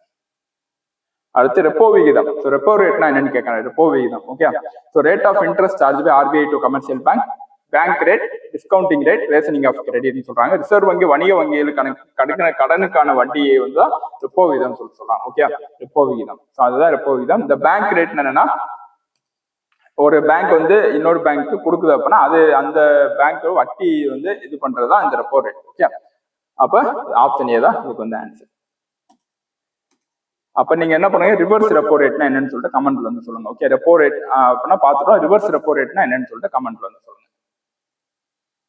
அடுத்து நீல பொருளாதாரம் எதனுடன் தொடர்பு அல்லன்னு கேட்கறாங்க. ஓகே, நீல பொருளாதாரம் எதனுடன் தொடர்பு அல்லன்னு கேட்கறாங்க. மீன் உற்பத்தி அதிகரித்தல். ஸோ மீன் வந்து கடல்ல தான் இருக்கு. அப்ப ப்ளூ நீல அப்படின்னா கடல்னு அர்த்தம். ஓகே, கடல்னு அர்த்தம். இப்போ மீன் கடல்ல இருக்கு. மீன் உற்பத்தி அதிகரித்தல் கரெக்ட். மீன் தொடர்புடைய செயல்களில் இளைஞரில் செயல்பட வைத்தல் கரெக்ட். மீன் ஏற்றுமதி அதிகரித்தல் கரெக்ட். தேன் உற்பத்தி அதிகரிப்பது தப்பு. இதெல்லாம் ரொம்ப ஈஸியான கொஸ்டின். நீங்க வந்து ஈஸியா பார்த்தோன்னு போட்டலாம். ஏன்னா 3 ஆப்ஷனுமே மீன் இருக்கு. ஓகே, மீன் உற்பத்தி அதிகரித்தல், மீன் ஏற்றுமதி அதிகரித்தல் இருக்கு. ஆனா ஒரே ஒரு ஆப்ஷன் என்ன தப்பா இருக்கு, தேன் உற்பத்தி. ஸோ ஹனி ப்ரொடக்ஷன் வராது இந்த இடத்துல. தேன் உற்பத்தி அதிகரித்தல் வந்து நீல பொருளாதாரம் வராது, ப்ளூ எக்கனாமி வராது. ஓகே, ஸோ ப்ளூ அப்படின்னா கடல் சார்ந்ததுதான் இது. ஓகே, அப்ப இதுக்கு ஆன்சர் வந்து சி. அடுத்த கீழ்கண்டவற்றில் இந்தியாவில் மகாரத்னா தொழிற்சாலை இல்லைன்னு கேட்கிறாங்க. Okay, GAIL BHEL coal India limited, airport authority of India. So இதுல பாத்தீங்கன்னா எது இல்ல பாத்தீங்கன்னா airport authority of India. Maharatna அப்படின்னா என்னன்னா, மகாரத்னா இண்டஸ்ட்ரி வரணும் அப்படின்னா அந்த மகாரத்னா இண்டஸ்ட்ரி ஏற்கனவே நவரத்ன கேட்டகரியில வந்து இருக்கணும். அப்ப இந்த 3மே ஏற்கனவே நவரத்னால இருக்கு. இதுதான் நவரத்னால இல்ல. ஓகே, ஸோ அப்ப இந்த மகாரத்னா தொழிற்சாலை இல்லை அப்படின்னா ஏர்போர்ட் அத்தாரிட்டி ஆஃப் இந்தியா தான் மகாரத்னா தொழிற்சாலை இல்லை. அடுத்து நித்தி ஆயோக்கின் தலைவர் யாருன்னு கேட்கறாங்க. சேர்பர்சனா நித்தி ஆயோக் யாருன்னு பாத்தீங்கன்னா பிரதம மந்திரி. Okay, prime minister. அப்போ ஃபர்ஸ்ட் ஒரு கொஸ்டின் பார்த்தோம். ஸ்டேட் பிளானிங் கமிஷனோட தலைவர் யாருன்னா சீஃப் மினிஸ்டர். அதே மாதிரி இங்க நித்தி ஆயோக் பிளானிங் கமிஷனுக்கு பதிலாக தான் நித்தி ஆயோக் கொண்டு வந்தாங்க. ஓகே, திட்டக்குழுக்கு பதிலாக நித்தி ஆயோக் கொண்டு வந்தாங்க. அப்ப நித்தி ஆயோகோட தலைவர் யாரு பாத்தீங்கன்னா பிரைம் மினிஸ்டர், பிரதம மந்திரி. நித்தி ஆயோக் வந்து ஜனவரி 1, 2015 அப்ப கொண்டு வந்திருப்பாங்க. ஓகே, இது வந்து பாத்துக்கோங்க. அடுத்து வங்கி சேவையில் அதிகமானவர்கள் இணைக்க இந்திய அரசு எந்த திட்டத்தை அறிமுகப்படுத்துதுன்னு சொல்லிட்டு கேட்கறாங்க. ஓகே, அதாவது மக்களை வந்து வங்கி சேவையில் உள்ள இழுக்கிறதுக்காண்டி எந்த திட்டத்தை வந்து அரசு அறிமுகப்படுத்துதுன்னு பாத்தீங்கன்னா பிரதான் மந்திரி ஜன்தன் யோஜனா. ஸோ இந்த முத்ரா யோஜனான்றது மைக்ரோ யூனிட்ஸுக்கு, சிறு குறு தொழிலுக்கு வந்து நிறுவனங்களுக்கு லோன் தரதான் அந்த முத்ரா யோஜனா. ஆனா இது பிரதான் மந்திரி ஜன்தன் யோஜனான்றது மக்களை வந்து பேங்கிங் செக்டாருக்குள்ள இழுக்கிறது. ஓகே, அதுதான் இந்த ஜன்தன் யோஜனா. இது 2014 அப்ப லான்ச் பண்ணாங்க. 2014 அப்ப லான்ச் பண்ணதா ஜன்தன் யோஜனா. அடுத்து இந்திய ரிசர்வ் வங்கியினை ஏன் கடைசி நிலை கடன் ஈவோன் என அழைக்கப்படுகிறதுன்னு சொல்றாங்க. Okay, lender of last resort. So lender of last resort சொல்லிட்டு ஏன் RBI reserve bank of India வந்து அழைக்கிறோம்னு சொல்லிட்டு இந்த கொஸ்டின் வந்து கேட்கறாங்க. ஏன் பாத்தீங்கன்னா இக்கட்டான சூழலில் வணிக வங்கிக்கு கடன் வழங்குகின்றன சொல்றாங்க. ஓகே, இக்கட்டான சூழலில், அதாவது ஒரு இக்கட்டான சூழல் ஏற்படுது அப்படின்னா அந்த வங்கி வந்து RBI ரிசர்வ் பேங்க்ல வந்து கடன் வாங்கிக்கலாம். அதுதான் இந்த கடைசி நில கடன் ஈவோன் அப்படின்னு சொல்றாங்க. கடைசி நேரத்துல உதவுறது. கடைசி நேரத்துல ஒரு பேங்குக்கு RBI வந்து லோன் கொடுத்து உதவுவாங்க. ஓகே, பணம் கொடுத்து உதவுறதுதான் இந்த இது. இக்கட்டான சூழலில் வணிக வங்கிகள் ரிசர்வ் வங்கியிடம் மட்டுமே கடன் பெற முடியும். ஸோ இதுதான் நம்ம என்ன பண்றோம், லெண்டர் ஆஃப் லாஸ்ட் சொல்றோம். கடைசி நிலை கடன் ஈவோன் சொல்றோம். யார? Reserve bank of India. அவ்வளவு. அடுத்து இங்கு குறிப்பிடப்பட்டுள்ளவைகளில் எது மறு நிதியாக்க நிறுவனங்கள் யாவைன்னு சொல்றாங்க. Refinance institution. ஸோ நல்லா பார்த்தோம். Refinance institution Mudra. Okay, national NABARD, national bank for agriculture rural development, refinance. Okay, அடுத்து இன்டைரக்ட் டாக்ஸ், மறைமுக வரி வந்து பாத்தீங்கன்னா எது? Custom duty. ஓகே, சுங்கவரி. மறைமுக வரி வந்து சுங்கவரி. பாண்ட்ஸ் அண்ட் செக்யூரிட்டி, அரசு பத்திரங்கள் மற்றும் ஆவணங்கள் எது பாத்தீங்கன்னா உள்நாட்டு பொதுக்கடன். ஓகே, உள்நாட்டு பொதுக்கடன். டைரக்ட் டாக்ஸ் நேர்முக வரி வந்து பாத்தீங்கன்னா நெகிழும் தன்மை விதி. கூட்டமைப்பு நிதி பாத்தீங்கன்னா பொறுப்பேற்பு. ஓகே, கூட்டமைப்பு நிதி வந்து பொறுப்பேற்பு. அப்ப இதுதான் ஆன்சர். இது வந்து மேட்ச் பண்ணிக்கோ. ஓகே, மேட்ச் ஃபாலோயிங் வந்து இது கேட்கலாம். அப்ப இதுக்கு என்ன பாத்துக்கணும் பாத்தீங்கன்னா இன்டைரக்ட் டாக்ஸ்னா என்னென்ன, மறைமுக வரினா என்னென்ன, நேர்முக வரினா என்னென்ன, எது வந்து மறைமுக வரி கீழே வரும், எது நேர்முக வரி கீழே வரும்னு சொல்லிட்டு நீங்க வந்து படிச்சுக்கோங்க. அடுத்து பாத்தீங்கன்னா கீழே காணப்படும் திட்டங்களில் எந்த திட்டம் 10வது ஐந்தாண்டு திட்டத்தில் பயன்படுத்தப்பட்டதுன்னு சொல்றாங்க. ஓகே, 10வது ஐந்தாண்டு திட்டத்தில் வந்து ரீஃபார்ம் பிளான், சீர்திருத்த சட்டம் தான் 10வது ஐந்தாண்டு திட்டத்தில் வந்து பயன்படுத்தப்பட்டது. ஓகே, ஆப்ஷன் ஏ தான் இதுக்கு வந்து ஆன்சர். அடுத்து வரிசாரா வருவாயின் ஆதாரங்கள் யாவை அப்படின்னு சொல்றாங்க. Source of non tax revenue. Source of non tax revenue, வரிசாரா வருவாயின் ஆதாரங்கள் அப்படின்னு பாத்தீங்கன்னா commercial revenue, public administrative revenue, income tax, corporate tax, death duty, excise duty. Okay, இதுக்குள்ள பாத்தீங்கன்னா வணிக வருவாய் மற்றும் பொதுத்துறை மேற்பார்வை வருவாய், இதுதான் அந்த வரிசாரா வருவாயின் ஆதாரங்கள் வந்து இதுதான். அப்ப மூணுமே வரி சாரும், இது மூணுமே வரி சாரும், இது மற்றும் வரிசாரா. ஆப்ஷன் ஏ தான் இதுக்கு வந்து ஆன்சர். அடுத்து பற்றாக்குறை நிதியாக்கத்தின் முதன்மை நோக்கம் எதை கேட்கறாங்க. Main aim of deficit financing. Deficit financing என்னது? கவர்மெண்ட்டுக்கு வந்து செலவு, வருவாயோட செலவு வந்து அதிகமா இருக்கு. ஓகே, வருவாயோட செலவு அதிகமா இருக்கிறதா டெபிசிட் பினான்சிங் சொல்லுவோம். ஸோ இது டெபிசிட் பினான்சிங் வந்து எய்ம் வந்து பாத்தீங்கன்னா எக்கனாமிக் டெவலப்மெண்ட், பொருளாதார முன்னேற்றம். பொருளாதாரத்தை வந்து முன்னேற்றம் பண்ணதான் டெபிசிட் பினான்சிங்கோட முக்கியமான எய்ம். ஓகே, அடுத்து தானியங்கி தொழில்நுட்பத்தினை தொழிற்சாலையில் பயன்படுத்தும் போது ஏற்படும் வேலையின்மைக்கு பெயர் என்னன்னு கேட்கலாம். ஓகே, இப்ப unemployment occurs due to automation process in industry. ஒரு தொழிலகம் வந்து இருக்கு, அந்த தொழிலகத்துல மிஷின் வந்து ஓடிட்டு இருக்கு, திடீர்னு மிஷின் வந்து நின்றுச்சுன்னா அந்த வேலை செய்யறவங்களுக்கு வேலையின்மை வந்து ஏற்படும். அந்த வேலையின்மையின் பெயர் என்னன்னு கேட்கறாங்க. ஸோ அப்ப அந்த வேலையின்மையின் பெயர் பார்த்தீங்கன்னா கட்டமைப்பு வேளாண்மை. ஓகே, கட்டமைப்பு வேளாண்மை. அடுத்து பயனுள்ள பொருளாதார வளர்ச்சி என்பது வளர்ச்சிக்கான திட்டமிடலை பொறுத்தது அப்படின்னு சொல்றாங்க. இது காரணம் பொருளாதார மேம்பாட்டுக்கு திட்டமிடல் அமைப்பை கொண்டிருப்பது நவீன அரசாங்கத்தின் தரப்பை கட்டா. ஸோ அப்போ கூற்றும் கரெக்ட், காரணமும் கரெக்ட், ரெண்டுமே கரெக்ட். ஓகே, ஸோ ஆப்ஷன் வந்து இது. அடுத்து பாத்தீங்கன்னா வேலை நிறைவு நிலை என்பது எவ்வகையான வேலையின்மையை உள்ளடக்கியன்னு சொல்றாங்க. இந்த கொஸ்டினே கொஞ்சம் புரியாத மாதிரி தான் இருக்கும். ஆனா இந்த which type of unemployment is included in full unemployment. அதாவது இது என்ன மீனிங் அப்படின்னா, நீங்க வந்து வேலை பார்த்துட்டு இருக்கீங்க, அந்த வேலை வந்து பிடிக்காம அடுத்த வேலைக்கு வந்து போயிடுறீங்க. ஆனா நீங்க வேலை இல்லாம இல்லை. ஓகே, ஒரு வேலை வந்து இருக்கு, அந்த வேலை பார்த்துட்டு இருக்கீங்க, அந்த வேலையை விட்டு தற்காலிகமா அந்த வேலையை விட்டுட்டு இன்னொரு வேலைக்கு வந்து போயிடுறீங்க. அப்ப வேலை வந்து இருக்கு உங்களுக்கு. ஸோ அதுதான் இங்க கேட்கறாங்க. அப்ப அது அந்த மாதிரி இந்த வேலையின்மைக்கு பேர் என்னன்னு பாத்தீங்கன்னா பிறழ்ச்சி கால வேலையின்மை. பிறழ்ச்சி அப்படின்னா மாத்துறது. ஓகே, ஃபிரிக்ஷனல் அப்படின்னா மாத்துறது. ஸோ ஒரு இடத்துல இல்லாம உராயாம மாத்திட்டே இருக்கு, ஒரு வேலை பிடிக்காம இன்னொரு வேலைக்கு மாத்துறது தான் இந்த பிறழ்ச்சி கால வேலையின்மை. அதுதான். அடுத்து இந்திய ரிசர்வ் வங்கி மலிவு பண கொள்கையை பின்பற்ற முடிவெடுத்தால் அதன் விளைவாக எது இருக்குன்னு சொல்றாங்க. ஓகே, பண வங்கி மலிவு பண கொள்கையை பின்பற்ற, அதாவது RBI wishes to practice cheap money policy. Cheap money policy அப்போ மலிவு பண கொள்கையை வந்து ஆர்பிஐ வந்து எடுக்க முடிவு பண்ணிருச்சு அப்படின்னா என்ன பண்ணும் அப்படின்னு பாத்தீங்கன்னா, அரசின் பத்திரங்கள் விற்பனை செய்யுமா? இல்லை. வங்கிகளின் இருப்பு தொகை விகிதத்தை அதிகரிக்கும். ஓகே, வங்கிகளின் இருப்பு தொகை, இப்போ பேங்க் வந்து மக்களுக்கு வந்து ஒரு பணம் வந்து தராங்க அப்படின்னா, இப்போ ஆர்பிஐ வந்து பேங்க்ல பணம் வாங்குது. ஓகே, பணம் வாங்குறப்ப நிறைய பணம் வாங்குது. பார்த்தீங்கன்னா பேங்க்குக்கு மக்களுக்கு கொடுக்கறதுக்கு பணம் வந்து பேங்க் இருக்காது. ஸோ அதே மாதிரி பார்த்தீங்கன்னா ஆர்பிஐ வந்து பேங்க்ல இருந்து பணம் வந்து கம்மியா வந்து ரிசர்வ் பண்ண சொல்லுது. பார்த்தீங்கன்னா அப்போ பேங்க்கிட்ட வந்து பணம் நிறைய இருக்கும். அப்போ பேங்க் என்ன பண்ணுவாங்க, மக்களுக்கு வந்து நிறைய பணத்தை வந்து லெண்ட் பண்ணுவாங்க. ஓகே, அப்போ கொடுப்பாங்க. அப்போ வங்கியின் இருப்பு தொகை வந்து அந்த வங்கியின் இருப்பு தொகையை ஆர்பிஐ குறைச்சாதான் வங்கிகள்கிட்ட வந்து நிறைய பணம் இருக்கும். ஸோ பணத்தை வந்து மக்கள்கிட்ட வந்து கொடுக்கலாம். அப்போ வெளியே வந்து பணம் வந்து நிறைய சர்க்குலேட் ஆகும். அப்போ சீஃப் மானிட்டரி பாலிசி வந்து அங்கதான் வரும்னு சொல்றாங்க. ஓகே, அப்போ option B raise banks require reserve ratio. அப்படி அந்த பேங்க்ல உள்ள ரிசர்வ் ரேஷியோ வந்து ரைஸ் பண்ணணும். அதுதான் இந்த வந்து ஆன்சர். அடுத்து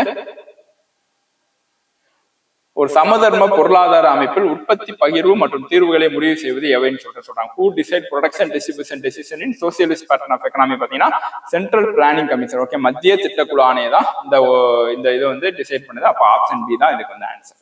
இதுனா ஜென்ரலான கொஸ்டின் தான் உங்களுக்கு. ஸோ எக்கனாமி பொறுத்தளவு ப்ரீவியஸ் இயர் கொஸ்டின் வந்து 60 கொஸ்டின் வந்து பார்த்தோம். ஸோ இந்த வீடியோ வந்து உங்களுக்கு ரொம்ப யூஸ்ஃபுல்லா இருக்கும். ஸோ இந்த வீடியோ பார்த்தாலே உங்களுக்கு எக்கனாமி வந்து கொஸ்டின் வந்து எப்படி அப்ரோச் பண்ணலாம், அந்த கொஸ்டின்ல இருந்து எப்படி ஆப்ஷன் வந்து எடுக்கலாம்னு சொல்லிட்டு ஆப்ஷன் வந்து ஆன்சர் வந்து பண்ணலாம்னு சொல்லிட்டு உங்களுக்கு ஒரு ஐடியா வந்திருக்கும். ஸோ இதே மாதிரி எல்லா சப்ஜெக்ட் வந்து நம்ம அடுத்தடுத்து போறோம். வேற ஏதாவது வீடியோ வேணும்னா நீங்க கமெண்ட்ல வந்து சொல்லுங்க. ஸோ அதையும் நம்ம அப்லோட் பண்ணுவோம். இந்த வீடியோ பிடிச்சா லைக் பண்ணுங்க, ஷேர் பண்ணுங்க, சிவில் சேனல் வந்து சப்ஸ்கிரைப் பண்ணுங்க. Thank you friends.